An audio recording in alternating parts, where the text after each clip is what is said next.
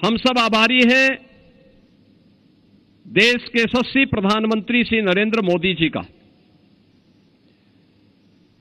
जिन्होंने भारत की परंपरा को, भारत की विरासत को वैश्विक मान्यता देकर के भारत के लोगों को, 140 करोड़ भारतवासियों को दुनिया के अंदर गौरव के साथ आगे बढ़ने और उसकी नींव पर एक विकसित भारत की संकल्पना को साकार करने के लिए हम सब के लिए एक विजन प्रस्तुत किया है।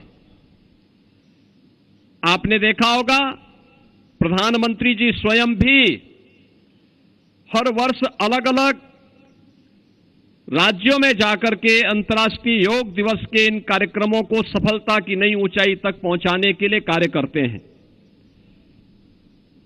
और ये मेरा सौभाग्य है कि इस वर्ष मुझे झांसी के इस ऐतिहासिक मैदान में आप सबके साथ अंतर्राष्ट्रीय योग दिवस के इस कार्यक्रम के साथ जुड़ने का अवसर प्राप्त हो रहा है। इस वर्ष की जो थीम है योगा फॉर हेल्दी एजिंग, यानी जो हमारा इस वर्ष का थीम है कि स्वस्थ आयु के लिए योग, एक स्वस्थ आयु के लिए योग। और भारत की मान्यता क्या रही है?